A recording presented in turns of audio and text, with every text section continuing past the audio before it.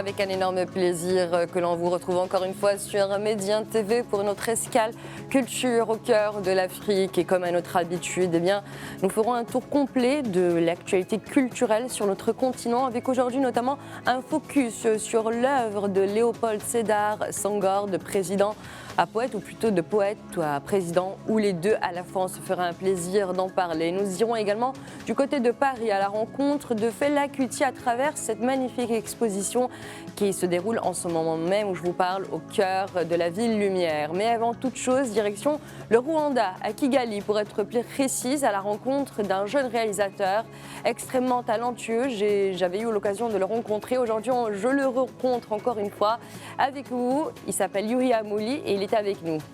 Bonjour Yuri. Bonjour Amna. Comment vas-tu? Ça va bien et vous? Merci d'être avec nous aujourd'hui pour notre émission L'Afrique en culture. Et c'est vrai qu'on avait déjà eu l'occasion de se rencontrer il y a quelques temps. On avait même échangé dans le cadre donc de l'Afrique en culture, mais pour la radio. Et aujourd'hui, c'est pour la télé. Et je voudrais savoir, Yuri Amouli, voilà, tu es à Kigali, au Rwanda. Et comment t'es venue tout d'abord cette passion pour le cinéma? Parce que je sais que tu as une relation particulière avec le 7e art. Je n'ai pas bien compris la question. Est-ce que vous pouvez répéter s'il vous plaît? Oui, bien sûr. En fait, je sais que vous avez une relation particulière avec le 7e art. Et Yuri, ce que l'on voudrait savoir, c'est comment vous est venu cet amour pour le cinéma?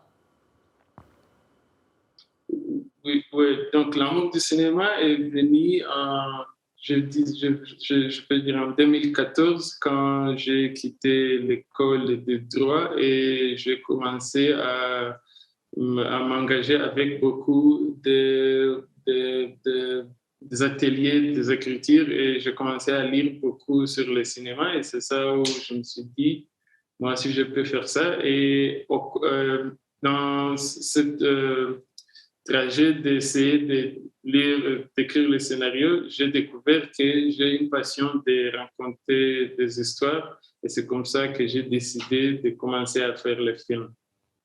Et d'ailleurs, en parlant d'écrire des histoires, je voudrais revenir sur votre dernier film, Test of Our Land. Comment vous est venue l'idée d'écrire ce film et comment s'est déroulée l'écriture du scénario, Yuri?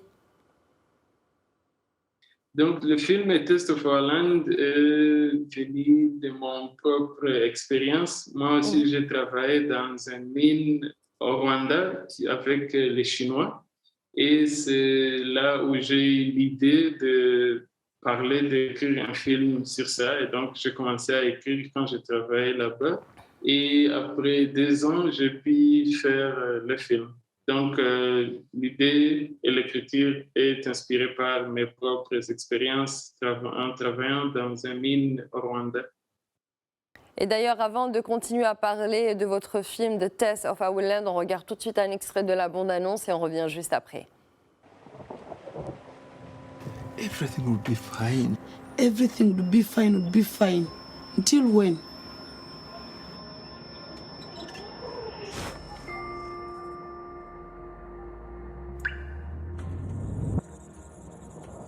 But as you know, this is my land.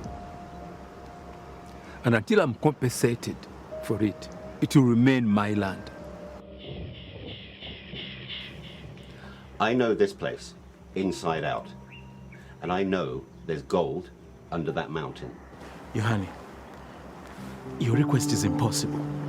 Your only option is to wait on the government to compensate you. We must take matters in our own hands.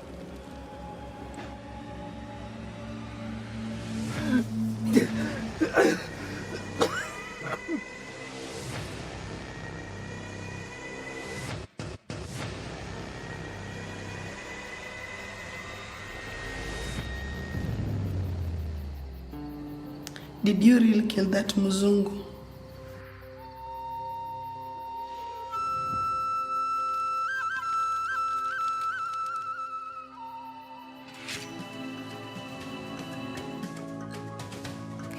Et voilà donc un extrait de la bande-annonce de Test of Our Land. Youhi Amouli, maintenant qu'on a regardé cet extrait de la bande-annonce, est-ce que vous pouvez nous parler, Youhi, de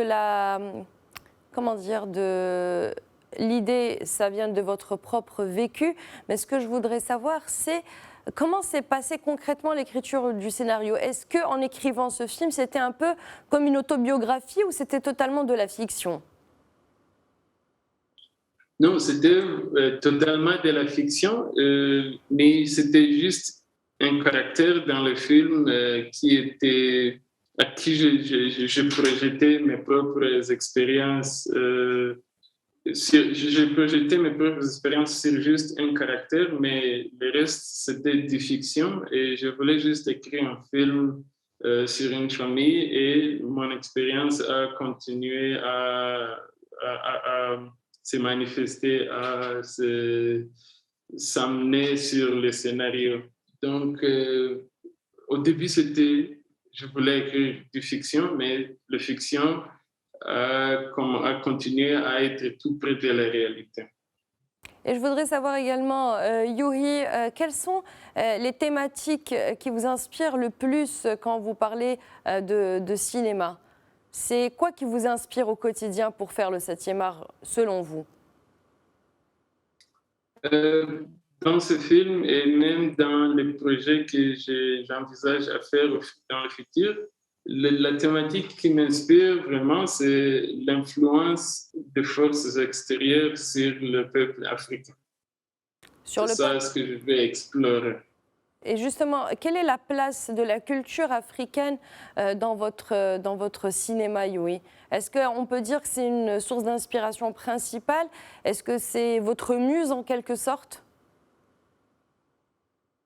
Oui, on peut dire ça. On peut dire ça parce que moi, je suis né et grandi en Afrique et toutes mes histoires sont premièrement inspirées ou informées par mon expérience comme Africain. Et dans un sens, j'explore les influences de tout ce que j'ai vécu, toutes les influences que j'ai vues qui ont influencé mon culture fondamentale. Et voilà, vous êtes rwandais, vous habitez au Rwanda, d'ailleurs vous nous parlez depuis votre pays d'origine. Et quelle est l'actualité du cinéma au Rwanda? Est-ce qu'on voit une nouvelle génération émerger? Est-ce qu'il y a cette envie de faire du cinéma?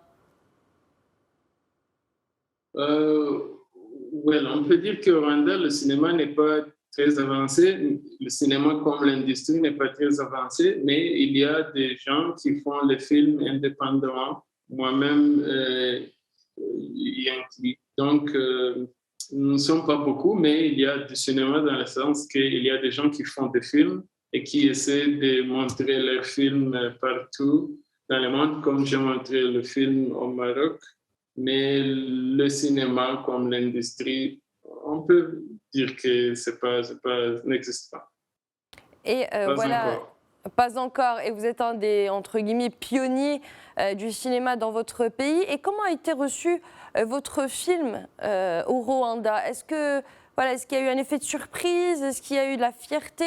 Comment vous vivez tout ça?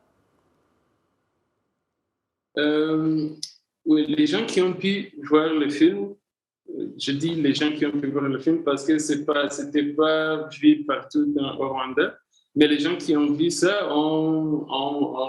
ils étaient impressionnés, mais aussi ils étaient touchés par le fait que le film parle de la réalité qui n'est pas beaucoup discutée par les gens ici. Donc, ils étaient surpris qu'il y a un film qui, au fait, parle de la réalité des Chinois au Rwanda, pas seulement au Rwanda, mais partout en Afrique.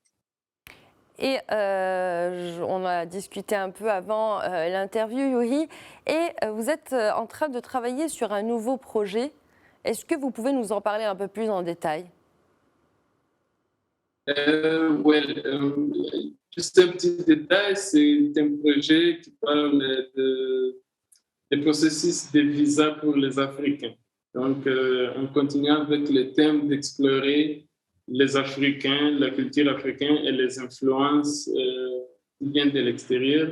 Mon prochain projet, c'est un film qui parle comme critique où ça explore le processus des visas sur les Africains.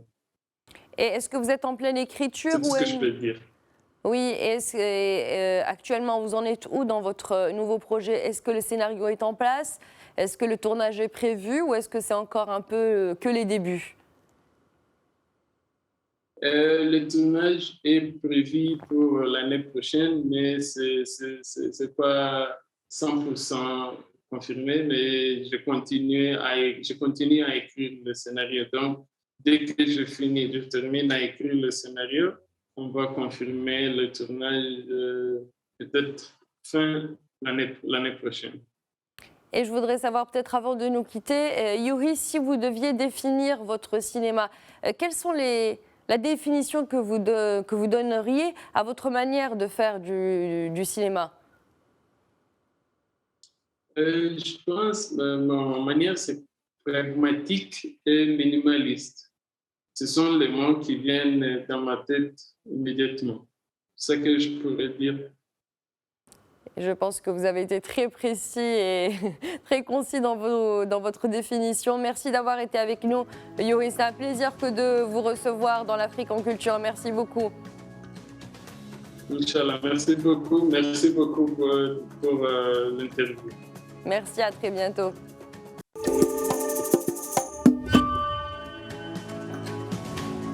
Et après avoir parlé cinéma rwandais avec le réalisateur Yuri Amouli, tout de suite nous parlons culture. Et pour notre instant culture, nous allons parler d'un certain Léopold Sédar Senghor. Avant d'être un homme politique, Léopold Sédar Senghor était un poète, un intellectuel qui a élevé la poésie africaine en tant que langage universel. Hostie noire, le totem, masque nègre, lettres d'hivernage, l'ouragan, femme noire, poète moderne, voire même avant-gardiste. Il a été un des premiers à peindre dans ses recueils le portrait d'une Afrique contemporaine, complexe, riche, mais également pleine de contradictions. L'Afrique était également pour Sédar Senghor une terre de tolérance. Poète virtuose, avec ses poèmes, eh bien, il y a une sorte d'omniprésence de la question de la négritude. Senghor confronte inlassablement deux univers, l'Occident, foyer de la civilisation contemporaine, et l'Afrique, ce continent parfois blessé dans sa dignité. La poésie chez Senghor prend la forme parfois d'une élégie, mais également d'un chant.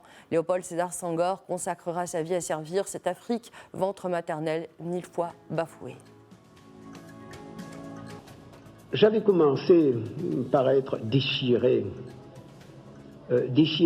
par ce double courant qui m'entraînait vers les valeurs du monde noir et qui me retenait dans les valeurs européennes et françaises en général.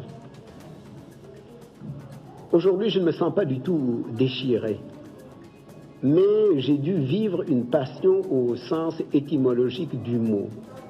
Donc nous avions commencé par revendiquer notre négritude avec passion, mais il y a eu la guerre. Il y a eu le nazisme. J'ai été prisonnier pendant 2 ans et je me suis mis à relire les Grecs et je me suis mis à méditer sur le miracle grec et j'ai fini par découvrir que le miracle grec, c'était le miracle du métissage culturel. Ce sont les Grecs qui, pendant plus de 1000 ans, ont fait les plus grands éloges des négro-africains. Et c'est pourquoi, à la négritude ghetto, nous avons peu à peu substitué la négritude enracinement mais ouverture, et nous avons pensé que pour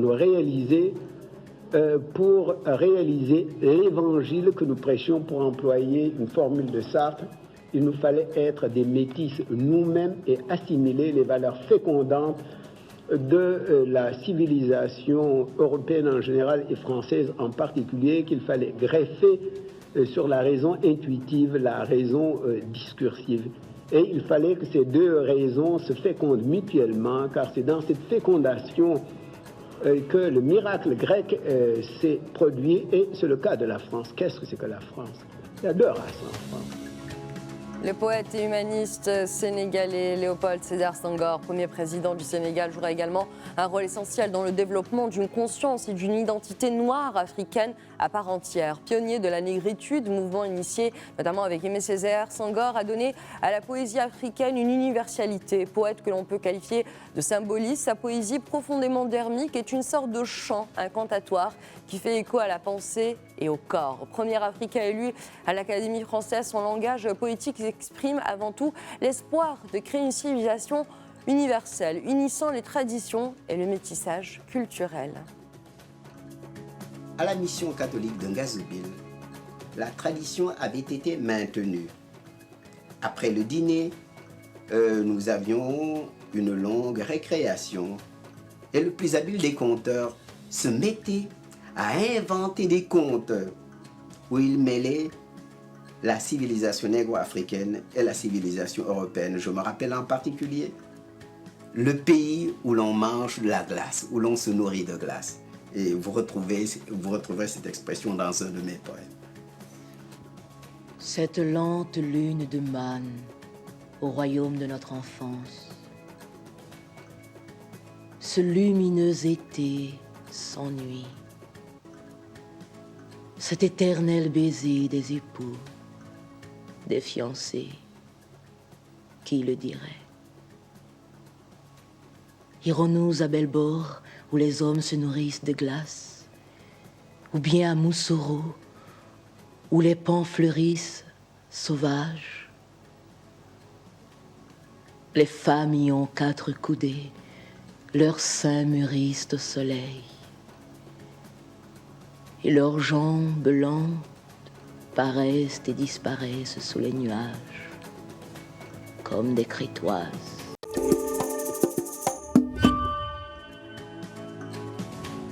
Et après avoir parlé de Léopold Sédar Senghor et de sa poésie, tout de suite, eh bien, nous allons parler cinéma avec la Minute Ciné du jour consacrée aujourd'hui au dernier né de Michel Ocello qui revient donc avec 3 contes, 3 époques, 3 pays et le même talent. Michel Ocello qui a 78 ans a toujours le pied en fête et l'âme joyeuse comme dirait Maupassant. Michel Ocello, il faut le dire, est habité par une envie pressante, irrépressible de raconter des histoires pour les petits et les grands, des adultes qui pour certains ont grandi avec lui et qui vont maintenant au cinéma avec leurs enfants. On regarde d'ailleurs tout de suite l'extrait de la bande-annonce et on revient juste après. Après les aventures de Kirikou, l'épopée d'Azur et Asmar et l'enquête de Dilili à Paris. Conteuse, tu vas nous raconter quelle histoire? Celle que vous voulez. Je voudrais qu'elle se passe en Égypte. Non, au Soudan. Non, au Maroc. Non, en Auvergne. Ceux qui n'ont qu'une histoire n'ont pas beaucoup d'imagination. Une histoire d'abord avec une femme. Non, d'abord avec un homme. Un beau garçon, je veux le voir. Ça y est, il est trouvé. Découvrez le nouveau film de Michel Ocello. En tout cas, ils s'aiment. Ils s'aiment même si les autres ne veulent pas. Avec des costumes. Des bijoux. Avec une balle rouge. Non, des beignets. Faites-moi goûter. N'importe quoi. J'aime quand les histoires retombent sur leurs pattes. Mais arrêtez! Elle peut pas raconter tout ça! Mais si! Vous me donnez des idées. Et pour plusieurs contes. À travers 3 merveilleux contes, découvrez les aventures d'un jeune roi à la conquête de la couronne d'Égypte, d'un beau sauvage qui combat les injustices cachées dans une forêt, et d'une princesse amoureuse d'un vendeur de beignets.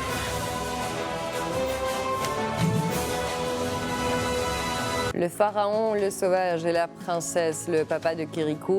Michel Ocello revient donc avec un conte visuel métissé, terriblement poétique et directement inspiré, ancré dans la tradition orale de l'Afrique. Comme il dit, les enfants de Kirikou ont grandi et viennent me remercier et c'est extrêmement émouvant, frappant. Voilà ce que confirme donc le réalisateur. Je me dis que si j'ai touché à ce point des gens, eh bien je dois continuer. Le pharaon, le sauvage et la princesse, le nouveau film donc de Michel Ocello, c'est l'histoire de 3 contes, 3 époques, 3 univers, une épopée en Égypte antique, exotique, une légende médiévale de l'Auvergne et une fantaisie du XVIIIe siècle dans des costumes ottomans et des palais turcs.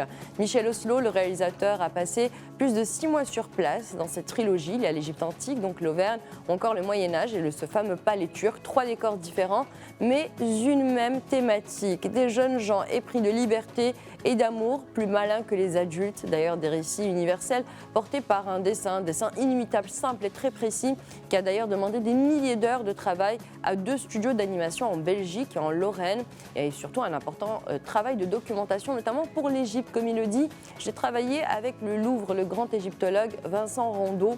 Plus exact, ce n'est pas possible pour l'Auvergne. J'ai failli faire un Moyen-Âge normal. Et tout d'un coup, j'ai eu une idée que je qualifierais de géniale. Aller en Auvergne 2 fois à l'automne et au printemps.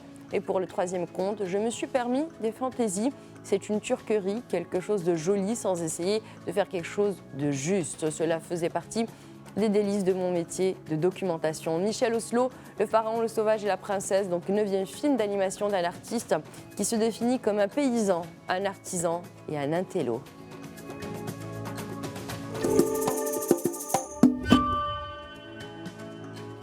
Et cap à présent sur Paris pour l'exposition Rébellion Afrobeat, ouverte jusqu'au 23 juin 2023 à la Philharmonie de Paris.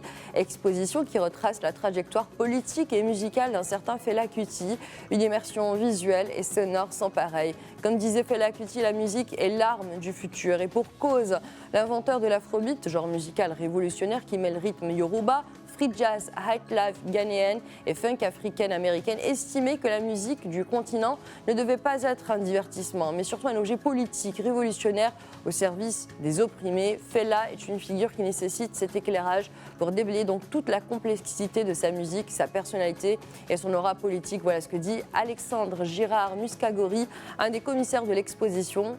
Il faut dire également que Fela Kuti était trompettiste, saxophoniste, chanteur, pianiste et compositeur. L'œuvre musicale de Fela Kuti ne peut être saisie sans comprendre justement la trajectoire politique qu'il a allumée. Et c'est par un détour donc aux États-Unis en 1969 où il découvre le Black Panthers Party que se dessinent les traits de son identité musicale. C'est là-bas qu'il prend conscience qu'il est un Africain, notamment quand on lui demande de jouer de la musique africaine dans les lieux où il se produit. Ce séjour de 10 mois signera le point de départ d'une réflexion esthétique qui aboutira à une révolution avec la création de l'Afrobeat, ce fameux genre musical hybride terriblement avant-gardiste dont il deviendra le fondateur.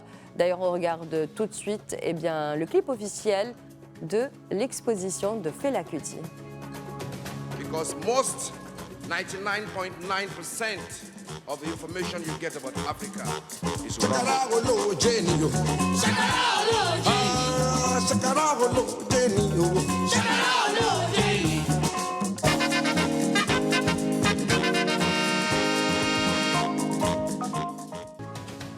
Et on arrive déjà à la fin de notre escale culture au cœur de l'Afrique. Merci encore une fois d'avoir été avec nous et puis on se donne rendez-vous sans faute dès la semaine prochaine, toujours sur Média TV.